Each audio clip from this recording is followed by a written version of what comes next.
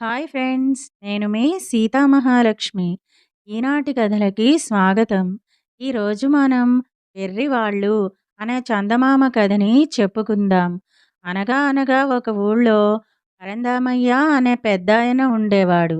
ఆయనకు గోపాలుడు అనే కొడుకుండేవాడు. గోపాలుడు బుద్ధిమంతుడు. లేనిపోని వాటిని గురించి విచారించేవాడు కాడు.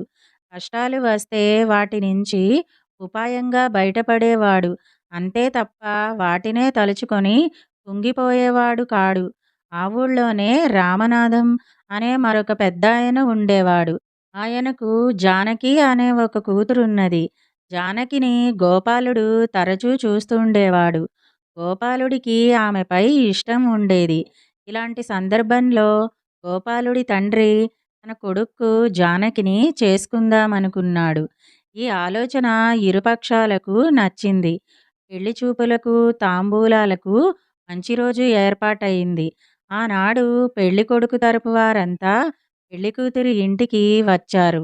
చాపలు వేసి పెళ్లివారిని వసారాలో కూర్చోబెట్టి పెళ్ళికూతురు తండ్రి జానకితో, అమ్మా, నువ్వెంత పనిమంతురాలివో పెళ్లివారు చూస్తారు. నువ్వు వెంటనే గొడ్ల సావిడికి వెళ్ళి పెద్ద చెంబులో పాలు పితుక్కుని వచ్చి వాటిని కాచి వారందరికీ ఇయ్యి అని పని చెప్పాడు. జానకి పెద్ద చెంబు పట్టుకుని గొడ్లకు పాలు పితికింది. పాలు తెచ్చి వంటింటో పొయ్యి మీద పెట్టి పొయ్యిలో మంట ఎగదోస్తూ కూర్చున్నది. ఇంతలో జానకి కళ్ళు పైన ఉన్న అటక మీద పడ్డాయి. ఆ అటక మీద పాత రోకలి బండ ఒకటి కొద్దిగా బయటికి పొడుచుకు వచ్చి ఉన్నది. ఆ రోకలి బండ చూస్తూ ఉంటే జానకి ఆలోచన పరిపరి విధాలా పోయింది. రేపు తన పెళ్ళి అవుతుంది. కొంతకాలానికి పిల్లాడు పుడతాడు. పసివెధవ తనను విడిచి ఉండలేడు. ఇంటో పని ఎట్లా? అందుచేత వాణ్ణి చంకనేసుకుని పని చెయ్యాలి. వాణ్ణి చంకనేసుకుని తను ఇట్లాగే పాలు కాస్తూ ఉంటుంది. ఇంతలో అటక మీది నుంచి రోకలి బండ కాస్త వాడి నెత్తి మీద పడుతుంది. పాపం, వాడి ప్రాణానికి ఎంత కావాలి? ఆలోచన ఇక్కడికి వచ్చేసరికి జానకికి పట్టరాని దుఃఖం వచ్చి చెంగు ముఖానికి అడ్డం పెట్టుకుని భోరుమని ఏడవసాగింది. కుమార్తె ఎంతకు రాకపోవటం చూసి జానకి తల్లి వంటింట్లోకి అడుగుపెట్టింది. అడుగుపెడుతూనే కూతురి దుఃఖం చూసి, ఏమిటే తల్లి అని అడిగింది. పసివెధవ మీద ఆ రోకలి బండ పడిందే, నా కన్నతండ్రికి నాకు రుణం తీరిపోయిందే అని జానకి పెద్ద పెట్టున ఏడ్చింది. అయ్యో నాయనా, నీకెంత గతి పట్టిందిరా? కళ్ళ చూసుకోకుండానే పొయ్యావుట్రా? ఈ పాపిష్టి రోకలి బండ ఎక్కడ దాపురించిందిరా నీ ప్రాణానికి? అంటూ జానకి తల్లి కూడా ఏడుపు లంకించుకుంది. మరి కాసేపటికి ఇంటో ఆడవాళ్ళు, పిల్లలు అంతా వంటింటో చేరి జానకికి పుట్టే పిల్లవాడు చచ్చినందుకు బోరున ఏడుపులు పెడబొబ్బలు సాగించారు. ఈలోపుగా పొయ్యి మీది పాలు పొర్లనారంభించాయి. పిల్ల ఇంతసేపాయే రాదేమబ్బా అనుకుని జానకి తండ్రి వచ్చి చూచును గదా, వంటింటో తన వారంతా దుఃఖ సముద్రంలో మునిగి ఉన్నారు. ఏమిటర్రా, ఏం కొంప మునిగిందర్రా అన్నాడా పెద్ద మనిషి ఆదుర్దాగా. అయ్యో, మీకింకా తెలీదుటండి, ఆ పాపిష్టి రోకలి బండ కాస్త చంటివాడి మీద పడిందండి అని భార్య శోకాలు తీసింది. ఏ చంటివాడే అన్నాడాయన ఏడుపు నిగ్రహించుకుంటూ. మన జానకి కొడుకు అంటూ ఇంటావిడ ఇంకా గట్టిగా ఏడ్చింది.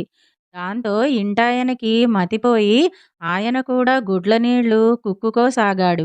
పెళ్లి కూతురు వాళ్ళెవరూ అయిపులేకపోవటం చూసి గోపాలుడు లోపలికి వచ్చాడు. ఒక్క క్షణంలో అతనికంతా అర్థమైంది.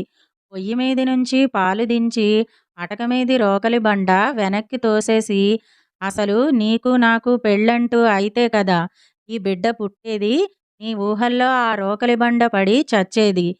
నాకు ఈ అమ్మాయి నచ్చలేదు. నేను ఈమెను పెళ్లి చేసుకోను అంటూ కోపంగా అక్కడి నుంచి బయటికి వచ్చి చరచరా వెళ్ళిపోయాడు. తల్లిదండ్రులు అతన్నే అనుసరించారు. అతని తండ్రికి చిన్నతనం నుంచి గోపాలుడికి జానకిని చేసుకోవాలని ఆశ ఉండేది. నాయనా, నువ్వు బాగా ఆవేశపడ్డావు. మరొకసారి ఆలోచించు అని తండ్రి అతనికి హితవు చెప్పాడు. దానికి గోపాలుడు, అవును నాన్న, ఆవేశంలో జానకిని కోప్పడి వచ్చానే కాని ఆమెంటే ఇష్టం లేక కాదు. నాకు జానకి అంటే ఇష్టమే. చూస్తాను. మన ఊరు చుట్టుపట్ల 2, 3 ఊళ్ళు చుట్టి వస్తాను. అందరూ ఇలాగే ఉన్నారేమో జానకిలాగా.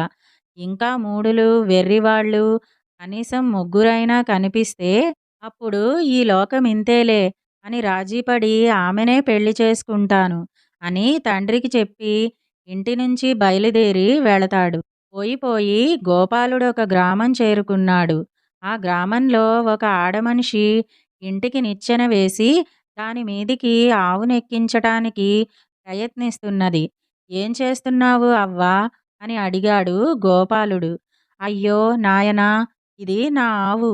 వెళ్ళి వాళ్ళ దొడ్లోనూ, వీళ్ళ దొడ్లోనూ మేస్తుంది గాని, సొంత ఇంటి కప్పు మీద కావలసినంత గరిక మొలిస్తే అది మెయ్యదు" అన్నది ఆ మనిషి. "ఆవును ఇంటి కప్పెక్కించకపోతే నువ్వే ఎక్కి ఆ గరిక కోసి దాని ముందు వెయ్యరాదూ" అన్నాడు గోపాలుడు. "అయ్యో నాయనా, 4 కాళ్ళది. అదే నిచ్చెన ఎక్కలేకపోతే 3 కాళ్ళ ముసలిదాన్ని. నేనెక్కగలనా?" అన్నది అవ్వ. "ఆవు కప్పు మీద నిలవలేక కింద పడితేనో?" అన్నాడు గోపాలుడు. "అయ్యో నాయనా, నేనా మాత్రం ఆలోచించలేదా? ఆవు కొమ్ములకి కట్టిన పలుపుతాడు ఇంటి కప్పులోనుంచి దూర్చి నా నడుముకు కట్టుకున్నాగా" అన్నది ఆ మనిషి. సరే కానిమ్మని గోపాలుడు ఆ మనిషికి సాయం పట్టి ఆవును కప్పెక్కించాడు. అనుకున్నట్టే కొద్దిసేపట్లో ఆవు కప్పు మీద నుంచి జారి కింద పడింది. ఆ మనిషి వెళ్ళి కప్పుకు అంటుకున్నది. జానకి కంటే వెర్రి మనిషి కనీసం ఒకతైనా ఉన్నది అనుకుని గోపాలుడు ముందుకు సాగాడు. పొద్దుగూకేసరికల్లా గోపాలుడు మరో గ్రామం చేరాడు. ఆ రాత్రి అతణ్ణి ఒక గొల్లవాడి ఇంటో గడపమని గ్రామ పెద్ద సలహా ఇచ్చాడు. గోపాలుడు గొల్లవాడింటికి వెళ్ళాడు. అప్పుడే గొల్లవాడు మందను తోలుకొచ్చాడు. మందను కొట్టంలోకి తోలి 2 భుజాల మీదిగాను చేతికర్ర అడ్డంగా పట్టుకుని గొల్లవాడు ఇంటి లోపలికి పోబోయినాడు. ద్వారబంధానికి గొల్లవాడి కర్ర అడ్డొచ్చి వాడు కాస్త కింద పడ్డాడు. లేచి మళ్ళీ అట్లాగే పడ్డాడు. ఇది చూసి గోపాలుడు, "ఏమోయ్, భుజాల మీద కర్ర అడ్డంగా పెట్టుకుని లోపలికి పోతే కర్ర అడ్డం తగలటం లేదు" అన్నాడు. దానికి గొల్లవాడు, "నీకు తెలీదు సామీ, ఈ ఇంటో భూతం ఉండాది. అది నన్ను రోజూ ఇట్టాగే ఏడిపిస్తాది" అంటూ మళ్ళీ మళ్ళీ పడసాగాడు. చిట్ట చివరకు పడి లేవలేని స్థితిలో వాడు కర్ర ఈడ్చుకుంటూ పాకుతూ వెళ్ళాడు. జానకి కన్నా వెర్రివాడు మరొకడు కూడా ఉన్నాడన్నమాట అనుకుంటూ మర్నాడుదయం గోపాలుడు మళ్ళీ ప్రయాణం సాగించాడు. రాత్రయ్యే సమయానికి గోపాలుడు ఒక గ్రామం చేరాడు. అవి పౌర్ణమి వెన్నెల రోజులు. గోపాలుడు ఆ ఊరు చేరేసరికల్లా చంద్రుడు నడినెత్తిన దేదీప్యమానంగా వెలుగుతున్నాడు. గ్రామంలో పౌరులంతా హడావుడి మీద ఉన్నట్టు కనిపించింది. చేదలు, వలలు, బొక్కెనలు తీసుకుని పరిగెత్తిపోతున్నారు జనం. "ఎక్కడన్నా కొంపలంటుకున్నాయా?" అన్నాడు గోపాలుడు ఒక మనిషితో. "లేదు, ఈ ఊరి గాడిబావిలో ఇంత వెన్నముద్ద తేలుతున్నది. దానికోసం అంతా పోతున్నారు" అన్నాడు ఆ మనిషి. గోపాలుడు గాడిబావి దగ్గరికి వెళ్ళాడు. ఊరంతా అక్కడే ఉంది. కొందరు కేకలేస్తున్నారు. కొందరు ఇతరులను పిలుస్తున్నారు. కొందరు కడవలకు కడవలు నీరు తోడి పారబోస్తున్నారు. అంతా కోలాహలంగా ఉంది. ఆ గుంపులో నుంచి తోసుకుని బావి దగ్గరికి వెళ్ళి లోపలికి తొంగి చూశాడు. బావి నీళ్లల్లో చంద్రబింబం కనిపించింది. "అది వెన్నముద్ద కాదర్రా, చంద్రుడి ప్రతిబింబం" అని గోపాలుడు ఆ మూఢులతో చెప్పాడు. కానీ వాళ్ళెవ్వరూ వినిపించుకోలేదు. ప్రపంచంలో చాలామంది వెర్రివాళ్ళున్నారని గోపాలుడు తెలుసుకున్నాడు. ఇంటికి తిరిగి ప్రయాణమయ్యాడు. మధ్యదారిలో ఒక చెరువు కనిపిస్తే ఆ చెరువు ఒడ్డున కూచుని దీనంతటికీ కారణం ఏమిటా అని ఆలోచించసాగాడు. అలా ఆలోచించగా అతనికి ఇలా అనిపించింది. జానకి గాని, ఆమె ఇంట్లో వాళ్ళకి గాని, చుట్టుపక్కల ఊరి వాళ్ళందరికీ గాని చదువు లేకపోవటం వల్ల అజ్ఞానంతో ఇలాంటి మూఢత్వంలో కూరుకుపోయారని అనిపించింది. జానకికి ఊరి వాళ్లకు కొంతైనా చదువు చెప్పిస్తే వారు ఎంతో కొంత మారతారని, తెలివితేటలు అలవడతాయని అతనికి అనిపించింది. ఇలా అనుకుని అతను వెంటనే తన ఇంటికి తిరిగి వచ్చి జానకిని పెళ్లి చేసుకోవాలని నిర్ణయించుకున్నానని ముందుగా తల్లిదండ్రులతో చెప్పాడు. వారు సంతోషించారు.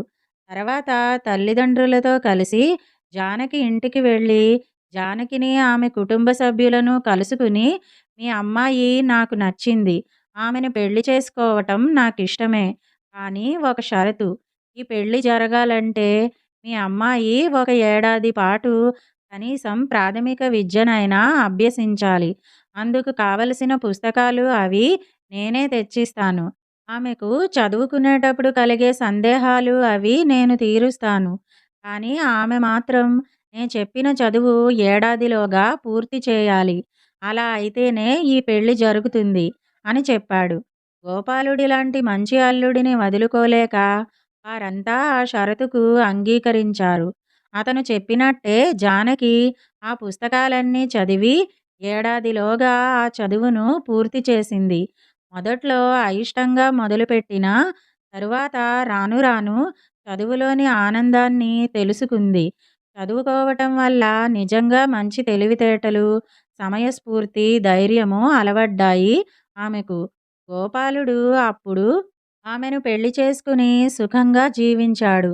వారికి చక్కటి పిల్లాపాపలు పుట్టారు. అంతేగాక గోపాలుడు ఆ ఊరి వాళ్లకు, చుట్టుపట్ల గ్రామాల వాళ్లకు కూడా చదువు అవసరమని గ్రహించి, గోపాలుడు తనకు చేతనైనంతలో అందరినీ చదువుకునేలా పురికొల్పాడు. తన ఊరిలో చుట్టుపక్కల గ్రామాల్లో కూడా పాఠశాలలు, వీధి బడులు నెలకొల్పి, వయోజనులకు రాత్రి బడి కూడా ఏర్పరిచి, ఉత్సాహవంతులైన, విద్యావంతులైన యువకులను ఉపాధ్యాయులుగా నియమించి అందరూ చదువుకునేలా చూశాడు. క్రమంగా జనాలందరిలో మంచి మార్పు వచ్చింది. ఇదండి 'వెర్రివాళ్ళు' అనే చందమామ కథ. ఈ కథ గనక మీకు నచ్చినట్టయితే లైక్, షేర్, కామెంట్ చేయండి.